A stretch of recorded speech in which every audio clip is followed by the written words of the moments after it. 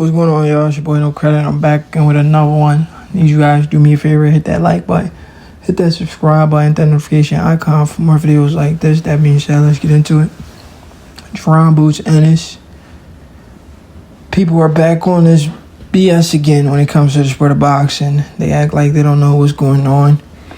And this is just an educational video.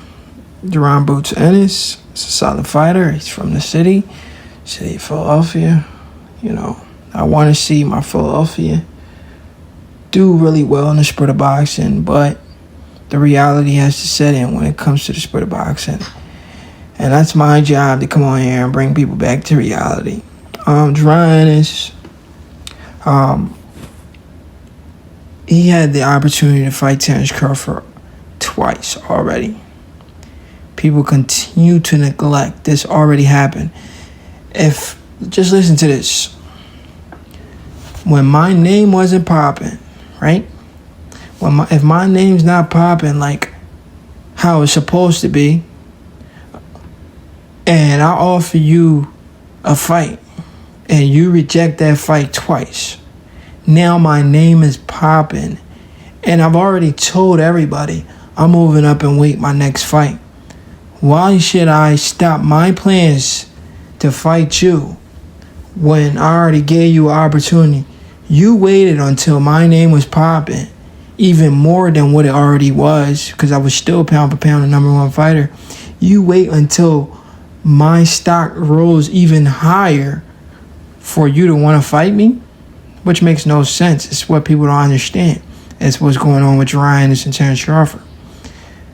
Terence Crawford, the WBO champion, after he defeated Julius Sindongo, moved up and stopped Jeff Horn, became the WBO champion, and he was blackballed for years. He had the WBO belt for a long time. He was trying to unify, but Al Heyman and the PBC, they kept saying he's on the wrong side of the street, he's on the wrong side of the street. They prevented that man from cleaning out the welterweight division. Imagine if Crawford was given the opportunity to clean out the welterweight division. He would have been in and out of there in 2 years. He would have had another 3 years left. He could have went up to 154, do what he did at 147. At 154, by now, Crawford probably be at 160, 168 with Canelo Alvarez, a super fight. But all of that was prolonged because of who? Earl Spence and the PBC, their agenda to keep Crawford away from those belts. And now we know why.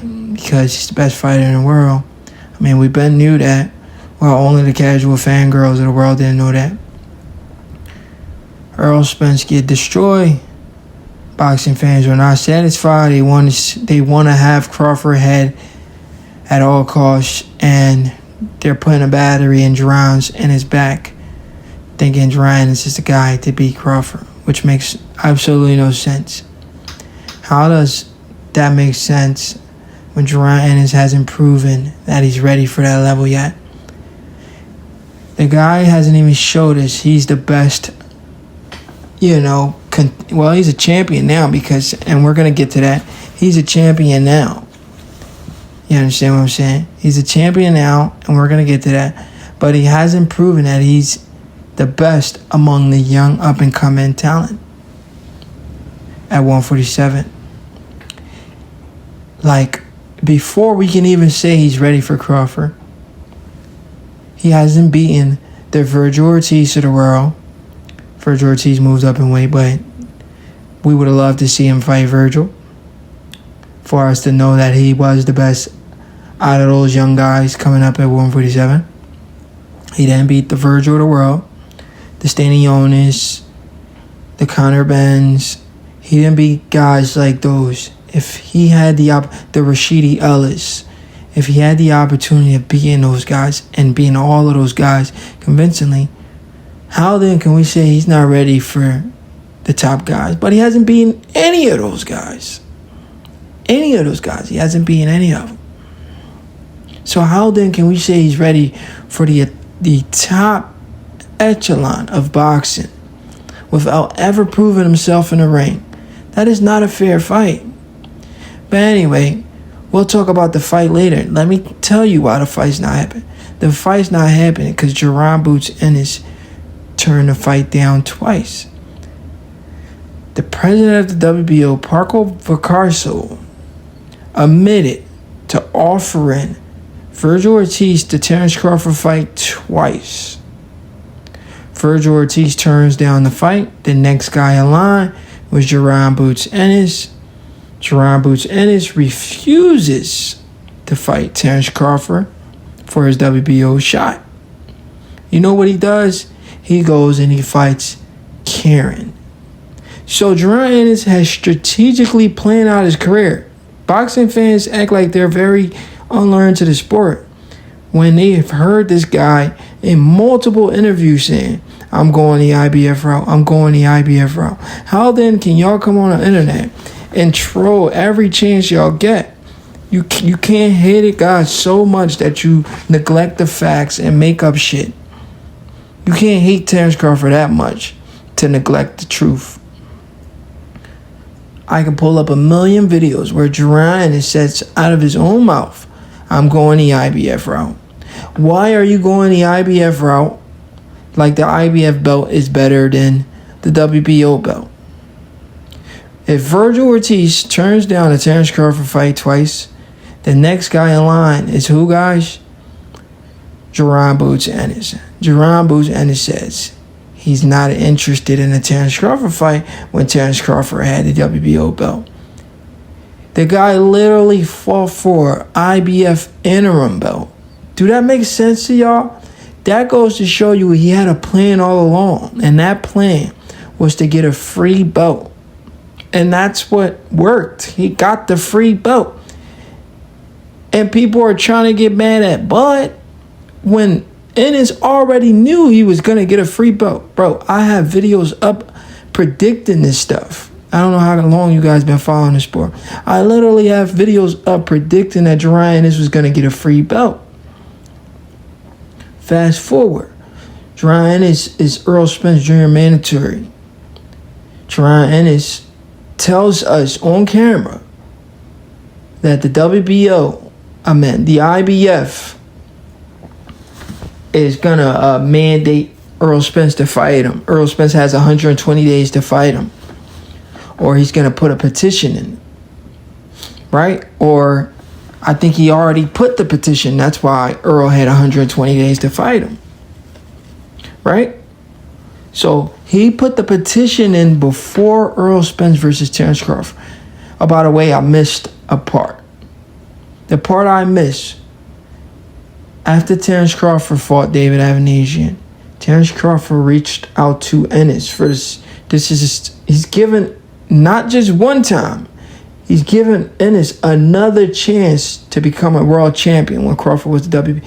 Crawford reached out to BLK Prime, say, can y'all give me this Jaron Boots Ennis fight? BLK Prime reached out to Jaron Boots Ennis, who is not even the B side, not even the D side, not even the C side, to come fight for a title. You know what Jaron Ennis says? I'm not doing a deal with BLK Prime.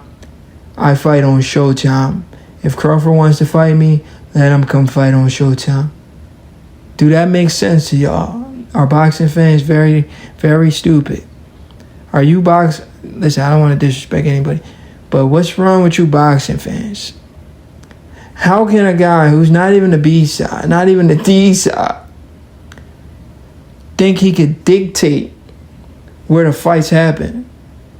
A guy, just for the opportunity, a guy's offering you the opportunity to fight for his WBO belt, and you're saying you're not going to fight that guy unless he fights you on Showtime. Do that make sense to y'all?